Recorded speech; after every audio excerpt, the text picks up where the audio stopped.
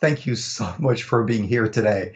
I'm really excited because Clevenard have received some, basically some of your questions and your interests really go deeper within the creative industries and fashion and try to see how you can use that industry, which has a huge power, to transform your country.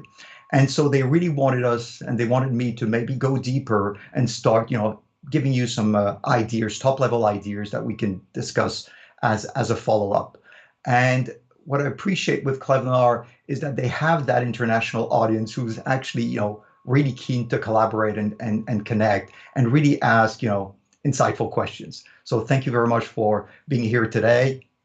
My name's Thierry Bayle. I'm the founder of Global Fashion Management, the London Fashion Business Academy, as well as the co-founder of advisory and mentoring. And I'm definitely looking forward to, if not, we're not going to be able to answering all your questions today, definitely in the follow-up. I really encourage you that we do that because I'm committed personally in terms of mission, to make fashion shine. And we'll explain that today. You know, Obviously one question people wanted to understand was, well, Thierry, what kind of experience do you have? And where does it come from? And why do you think it's going to impact us and help us? I still need to also share with you that my father was a French diplomat, tuvo la oportunidad de hablar español, lo aprendí en Venezuela. Je suis aussi français, donc je peux effectivement interagir avec vous en français et je souhaite effectivement on puisse bâtir cette communauté à l'international. Lo mejor es construir una comunidad internacional que va a ser mucho más poderosa que si tratamos de trabajar separadamente. We need to work collaboratively. We have to have, a community of different cultures, different civilizations. And that's what clients appreciate, is that, apart from having lived, in 7 countries before the age of 18, whether Venezuela, Madagascar, the US, and different European countries, after doing a business school, went to live in Singapore, Southeast Asia, the Indian subcontinent. And all the experience I'm going to share with you today when working with, private companies, with association federations, all the other fashion stakeholders, and also governments. And, what was exciting is when I started fashion over 25 years ago, I was really fortunate to work every month with brands and retailers. And when you do that, you discuss every single topic they have in the business. Certainly more with COVID on really important issues, which I would like to highlight to you maybe more than once today, which is what work are we doing every day to work with, companies and help them on management, leadership, mindset. On occasion, it can take days, weeks, and months to change the mindset of a business owner. Do you agree? So, in fashion, I was really fortunate, to work with large international brands, whether, Calvin Klein, Mona Lisa, Para, Moschino, Versace, Smalto, Sergio Rossi, DKNY, as well as, of course, a lot of small, medium-sized companies and young designers. And you know that even those small, young designers, startup companies, emerging designers are super talented. Very often, sometimes they can be more actually creative than more established companies. And we would be all wearing the same things if we didn't have those people around us. Fashion is so interesting. Why do I believe that it can definitely, propel the country on the international map? So that's why today's topic is really relevant. How can we make sure that you're able to promote your fashion industry much more effectively? And how can we really put your country on the global map? It's going to take time to replace maybe the US, France, Italy, as some of the key countries, I get it. But we can still make sure that, we use our talented designers, to move forward effectively, internationally, globally. When you start, like me, having had the opportunity, to represent trade shows, whether the Magic Show, work alongside, as an expert, brand retail with Who's Next in Paris. When you visit all the trade shows, you speak to business owners, retail, or brands, and as well as all the fashion other stakeholders, digital marketing companies, lawyers, accountants. You start building up some of the golden rules that really work, whether in a specific country, region, or internationally. You also start identifying the mistakes. I can promise you, on the business front, the mistakes are the same, season after season. And so my question is, if I know it, well, I expect you, especially if you're a government, institution, federation, trade show, and all that, to know it. So the question is, what do we do with it? Do we keep it for ourselves and the very happy few? Or do I try to enlarge it? My mission is, let's give it to the world. Let's make sure we transform the fashion industry, because it will bring a lot to your country. The experience I had with governments where, people from Uruguay, from Trinidad, from the UK, from France, having been also a keynote speaker with an association in Nigeria where NEPC was. So you start getting also the interest that people have when they connect with the fashion industry. So what I want to make sure we do is also, ultimately move forward effectively. So what are basically the 4 key boxes that fashion brands tick to help you, ultimately create jobs, bring revenues? The first point is certainly, regional integration. And I would say, also stakeholder integration, because the fashion industry, unlike others, is a huge ecosystem, because beyond the brand, the consumer, the retailer, business to business, the trade buyer, you also have, of course, the trade shows, the digital marketing companies. You also have the photographers, the hairstylists, and many others. And that's a lot of jobs relating to the creativity of just one brand. The other aspect is, of course, financial inclusion. We have to make sure that, those designers are able to create, revenue for themselves, for their family, for their community. And very often in fashion, you're going to have an interest and you're naturally going to start growing internationally and bringing foreign currency to your country. It's also about, trade agenda, not only, I would say domestic, regional sales, but also international sales. And what's so interesting, for example, with Africa, is that they are not only talented in some of their ethnic products, but a lot of their collections are definitely suited for a westernized consumer. And what I mean by that, it means that you have a potential market for your goods in Europe and in the US and beyond. What's also really interesting is many of you around the world have also something very special.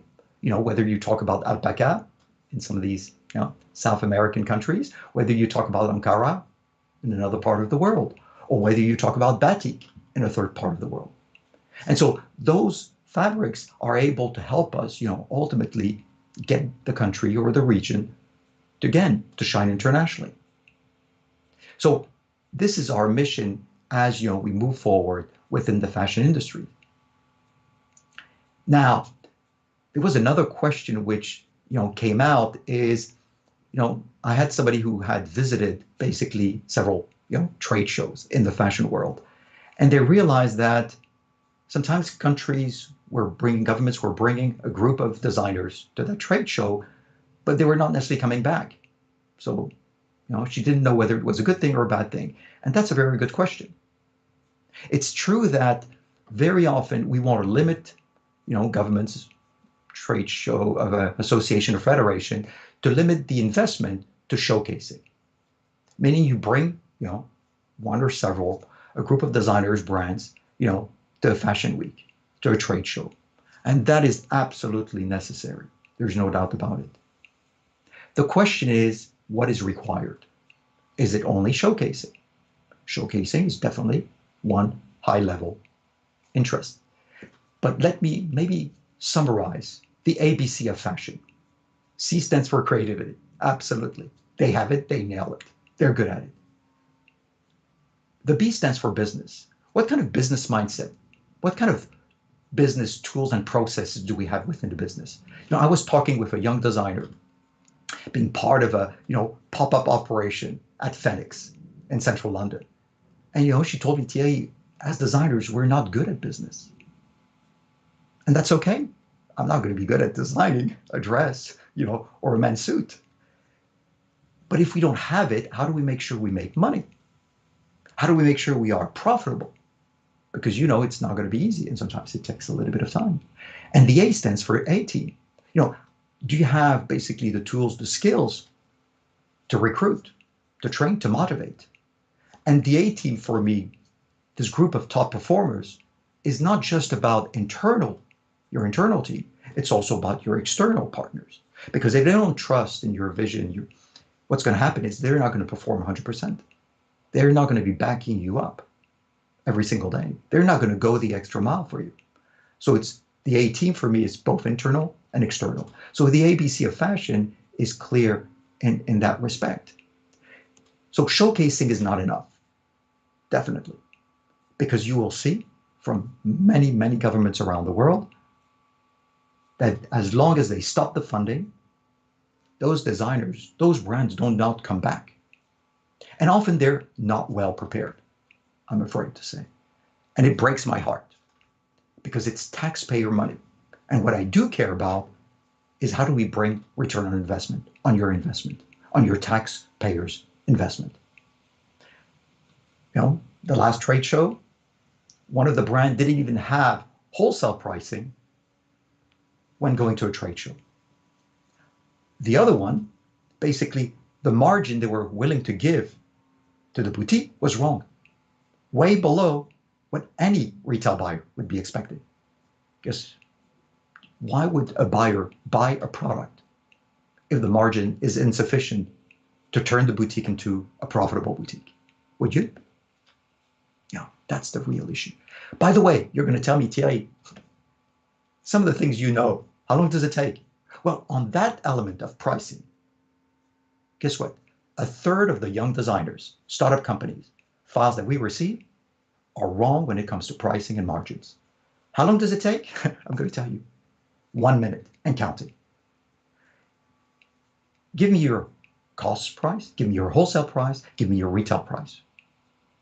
Out of those numbers, I can tell you, and of course, the markup between those three numbers, depending on whether you're in the US or in Europe, are going to have to be slightly different.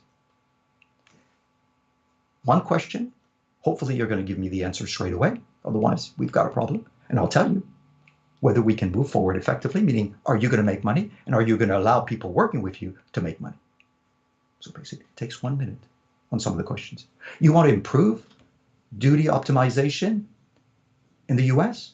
Again, I can give you that knowledge in 1 minute. If I need to explain it, it will take me 5 minutes. If you ask me to go deeper, implement it, well, of course, it will take more time. So a lot of those things can be really nice and sharp. When people go to trade shows and fashion week, because they've been invited, I had actually an African designer coming back to me and say, Thierry, I went on an ego trip. He realized that, of course, he wanted it. And I wanted it for him as well. But the question was, does your business needs it? And even if you go, that's okay. But what's your strategy? What's your plan? How are you going to get what you're trying to get out of that experience and that investment? Because even though you're invited, you're still paying for your airfare, your hotel, and basically all the other expenses. We have to be better at doing it and having, ultimately an opportunity to really grow effectively.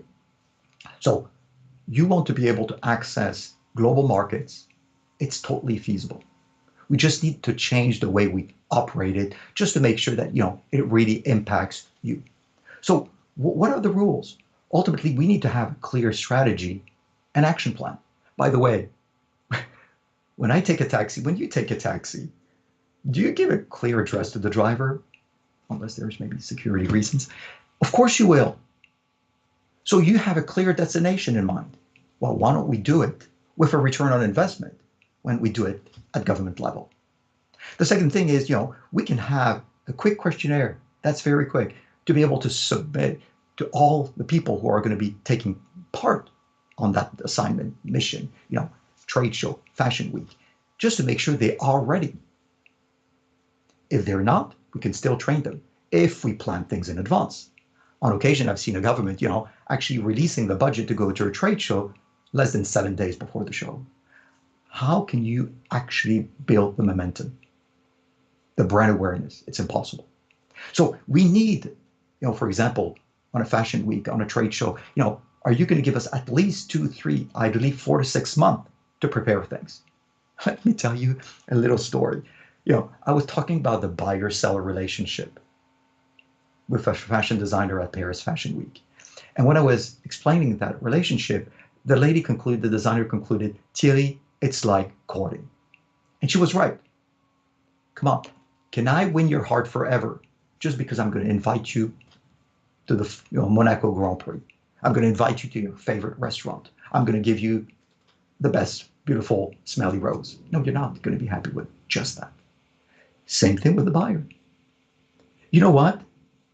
Again, my clients will tell me, Thierry, the product represents 15% of the sale. All the other things are important. Shipping, payment terms, marketing support. I was talking to a sales agent, on Wednesday. He was telling me, Thierry, they need to make money. Absolutely. They can't buy your goods, not make money.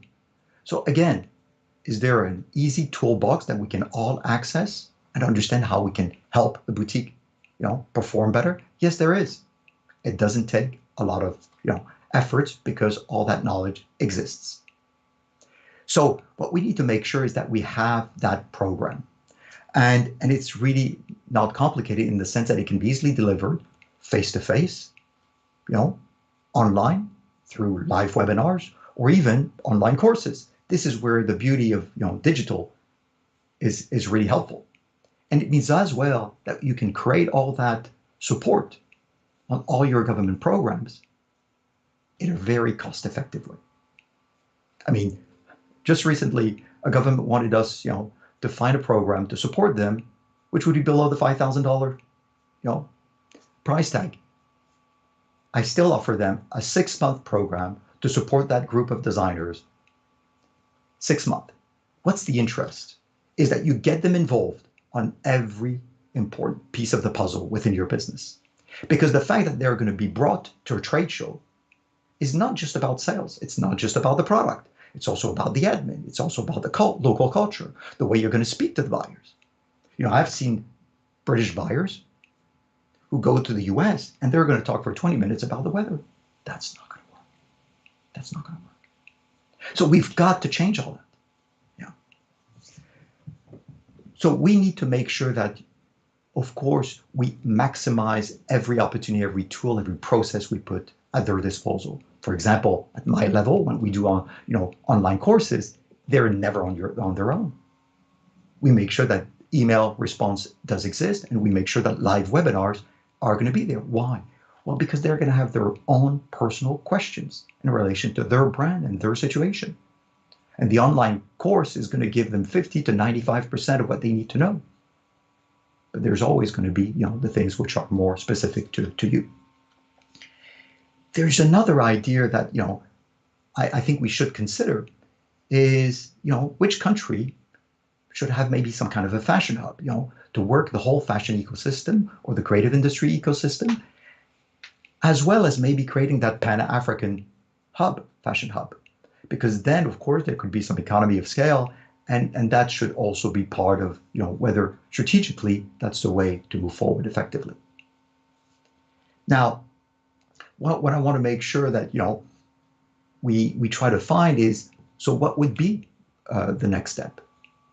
So this is where, I really like at Clevenard, the audience we have, which is about, okay, let's connect, let's brainstorm, let's talk to one another. And especially as I understood, Clevenard has a real, truly international audience, I think the brainstorming is even more powerful. I've been very fortunate because of my education and background, to have that multicultural, teamwork and cross-functional as well. And you will see that there's power into that. We'll have, basically a melting pot of ideas come from different parts of the world, and we'll basically do that very effectively. Why fashion really ticks those, four boxes, as we said, it's about regional and stakeholder integration. It's about, of course, the second big point is about, the financial inclusion. The third point is the trade agenda. But now I want to mention the last fourth one, which is about, gender and diversity inclusion, diversity.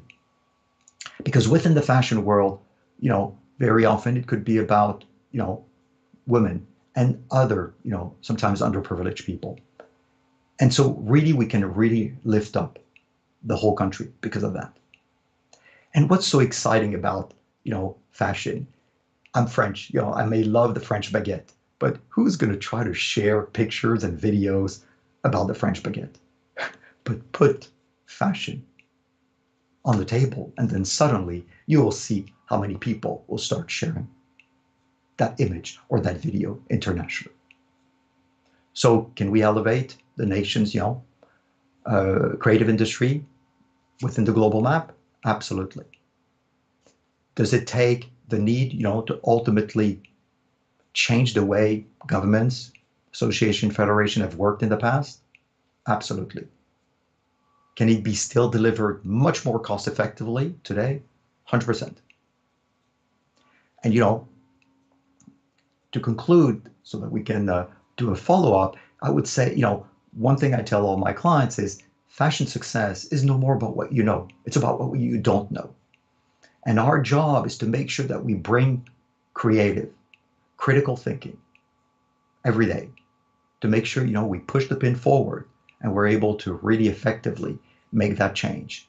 And ultimately, that's why I'm excited to be able to be part of that Creative Industries 101 series so that we can start collectively, work together. Because there's still one proverb I like to use very often, which is, if you want to go fast, go alone. If you want to go far, go together. However, just before I finish, I would say, out of experience, when we say, if you want to go fast, go alone, I'm going to add maybe.